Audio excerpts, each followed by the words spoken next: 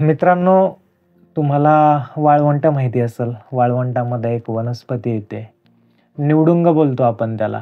सर्व काटे असतात आणि त्यावरती एक लाल कलरचं छोटंसं फळ येतं. ॲक्चुअली आपण ते फळ कधी खात नाही, कारण ते पूर्ण काट्यांमध्ये वेढलेलं असतं. पण ते फळ खायला गोड असतं. इंग्लिशमध्ये आपण त्याला बोलतो कॅक्टस पियर्स, म्हणजे काट्यांमध्ये मिळालेलं गोड फळ, आणि मराठीतच आपण त्याला बोलतो साबरबोंड. ॲक्चुअली यावरती एक मूव्ही निघाला आहे, म्हणजे हे जे नाव आहे, या नावावरती आधारित एक मूव्ही आहे आणि हा मूव्ही पण तसाच आहे मित्रांनो. या मूव्हीमध्ये ज्या गोष्टी कव्हर केलेल्या आहेत, त्या सामाजिक दृष्टीने फार काटेरी आहेत. बट त्याचं जे फळ आहे, ते निश्चितच गोड आहे. तर मित्रांनो, चला टाईम आपण वाया न घालवता आजच्या मूव्हीच्या रिव्ह्यूला सुरुवात करूया. तर मित्रांनो, मी आज बोलणार आहे सनडान्स फिल्म फेस्टिवलमध्ये सर्वात पहिल्यांदा एका मराठी मूव्हीला अवॉर्ड मिळाला आहे आणि त्या मराठी मूव्हीचं नाव आहे साबरबोंड, म्हणजे कॅक्टस पियर्स. तर मित्रांनो, ही जी मूव्ही आहे ही खास काय आहे आणि या मूव्हीला कोणत्या गोष्टींनी इतकं खास बनवलं आहे आणि ही मूव्ही आपण सर्वांनी का बघायला हवी, तर याच प्रश्नाचं उत्तर तुम्हाला आजच्या व्हिडिओमध्ये मिळणार आहे. तर मित्रांनो, कॅक्टस पियर्स साबरबोंड हा चित्रपट मी रिसेंटली बघितला. तर मी याचा रिव्ह्यू आजच्या व्हिडिओत करणार आहे. तर बेसिकली मला हा मूव्ही कसा वाटला, तर त्यावरती आपण चर्चा करूया. तर मित्रांनो, ही कथा आहे ॲक्च्युलीमध्ये 2 तरुणांची.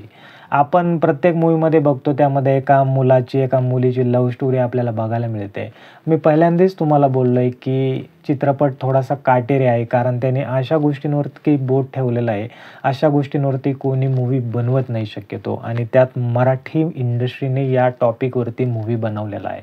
ॲक्च्युली याच्यामध्ये 2 तरुणांची कथा आहे. आनंद नावाचा मुंबई शहरामध्ये वाढलेला तरुण आपल्या वडिलांच्या निधनानंतर गावाकडे येतो. गावाकडे आल्यानंतर त्याला एक मानसिक आधाराची गरज असते. त्या 10 दिवसांच्या कर्मकांडासाठी तो गावाकडे थांबतो आणि तो एका अतिशय भावनिक आणि मानसिक लेव्हलच्या डिप्रेशनमधून जात असतो. त्याचवेळी त्याला त्याचा बालपणीचा मित्र गावाकडचा बाळ्या भेटतो. पण त्या दोघांच्या मैत्रीचं रूपांतर आता साध्या मैत्रीमध्ये राहिलेलं नसतं मित्रांनो. त्या दोघांची मैत्री एका भावनिक लेव्हलला त्यांची अटॅचमेंट होते आणि हळूहळू या मैत्रीचं रूपांतर प्रेमामध्ये होतं.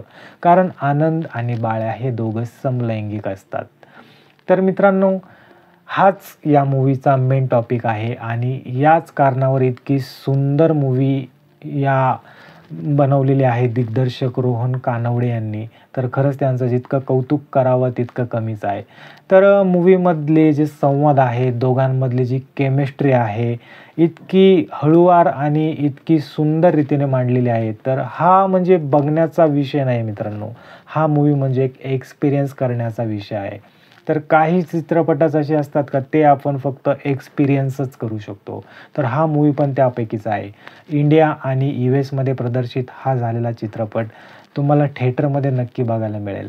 आणि मित्रांनो, या मूव्हीमध्ये जे कलाकार आहेत आनंद आणि बाळ्या यांनी इतकी सुंदर ॲक्टिंग केलेली आहे आणि चित्रपटाचं जे शूटिंग आहे मित्रांनो, अतिशय एका ग्रामीण भागामध्ये झालेलं आहे. त्यामुळे ह्या चित्रपटाशी तुम्ही फार पटकन कनेक्ट होता, कारण साधीसुधी देहभाषा, साधीसुधी गावाकडची शैली आणि अतिशय साध्या साध्या फ्रेम्स पण इतक्या सुंदर रीतीने टिपलेल्या आहेत.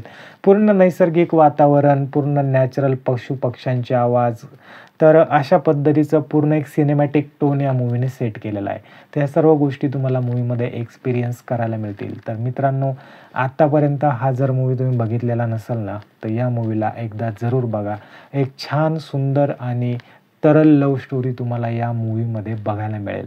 तर मित्रांनो, या मूव्हीचा एक्सपिरियन्स तुम्हाला कसा वाटला मला कमेंटमध्ये नक्की सांगा. तयार राहा, मी पुन्हा तुमच्यासाठी एक अतिशय सुंदर मूव्हीचा रिव्ह्यू घेऊन लवकरच आपल्या चॅनलवरती तुम्हाला भेटेल. तुम्ही नवीन असाल तर आपल्या चॅनलला सबस्क्राईब, लाईक, कमेंट आणि शेअर करायला विसरू नका. तर मित्रांनो, व्हिडिओ बघितल्याबद्दल आपल्या सर्वांचा मी आभारी आहे. आपल्या सर्वांचे खूप खूप धन्यवाद.